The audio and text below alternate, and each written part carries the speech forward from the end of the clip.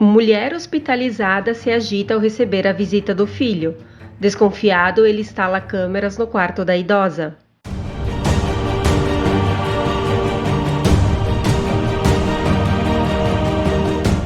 Seja bem-vindo ao canal Histórias Memoráveis.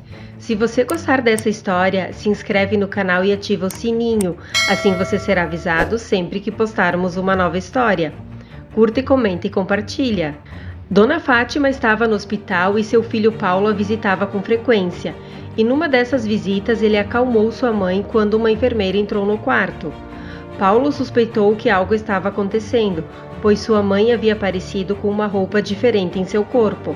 Querendo saber o que estava acontecendo, colocou câmeras escondidas e o que descobriu foi realmente chocante. Dona Fátima é um daqueles casos injustos em que quem não fuma acaba pagando as consequências de quem fuma, porque ela não tinha vício e seus patrões eram fumantes compulsivos, e ela inalou toda aquela fumaça por 30 anos, até que seus pulmões começaram a entrar em colapso e ela perdeu a voz. Fátima era uma menina humilde que começou a trabalhar muito cedo com a mãe, recolhendo sucata em carrinho pelas principais ruas da cidade, para depois vendê-los e obter renda, que lhe permitisse se alimentar junto com os outros 2 filhos da senhora, que havia sido abandonada por seu companheiro. Fátima nunca reclamou da sorte, por isso trabalhou com muita dedicação com a mãe e prometeu que um dia conseguiria um emprego melhor, para sustentá-la e que ela não estaria mais coletando sucata. A senhora ouviu com atenção e sorriu. Meses antes de completar 15 anos, uma vizinha disse a Fátima que na casa onde ela trabalhava precisavam de alguém, para apenas limpar os banheiros e o salário era bom. Então a adolescente, com a autorização da mãe, foi ao trabalho e vendo que ela era eficiente, eles a contrataram para fazer a limpeza em geral. Então ela começou a trabalhar e com o passar dos anos, os patrões passaram a confiar mais nela, ao ponto de a treinarem para ser uma espécie de auxiliar, no sentido que ela estava encarregada das compras da casa, dos pagamentos, de ir ao banco sacar ou depositar dinheiro, entre outras funções de confiança. Graças a esse trabalho, Fátima pôde cumprir a promessa à sua mãe, de que a manteria como uma rainha, porque a senhora não saía mais para trabalhar, sua alimentação estava garantida.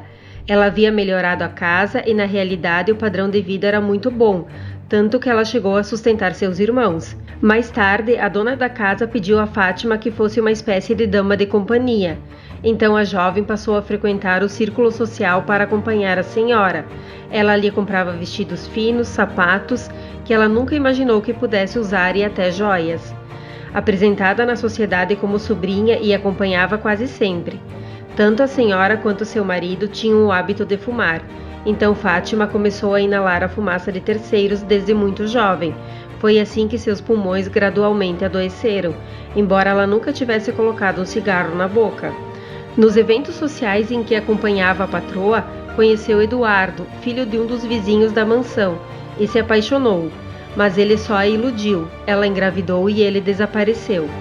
Dessa relação nasceu Paulo. Após crescer, o garoto preparou-se academicamente e se tornou um grande veterinário.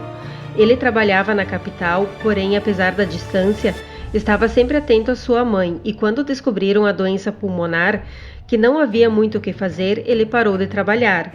Ao saber que o problema médico progredia e a tosse era incontrolável, o especialista recomendou que ela fosse internada no sanatório de doenças pulmonares crônicas, para que pudesse ser melhor cuidada.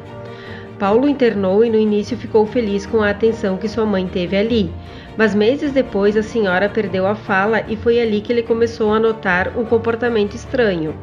Toda vez que a enfermeira vinha a seu quarto, Paulo sentiu que Dona Fátima queria lhe contar algo sobre aquela mulher, e uma lágrima que derramou em seu braço foi quando viu que sua mãe estava com uma roupa diferente, e ao entrar a enfermeira, ela ficou inquieta e tentou falar.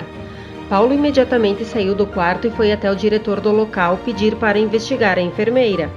O médico queria explicar-lhe algumas coisas, mas o homem ficou curioso, saiu do consultório e voltou à tarde para ver a mãe, sem dizer nada. Uma semana depois, ele voltou e disse ao diretor que havia secretamente deixado câmeras instaladas e queria que revisassem o conteúdo delas. Quando ligaram as memórias das câmeras ao computador, Paulo não acreditou no que estava vendo. Começou a chorar e quando a enfermeira Vera chegou ao consultório, o homem caiu de joelhos diante dela e chorou sem dizer uma palavra.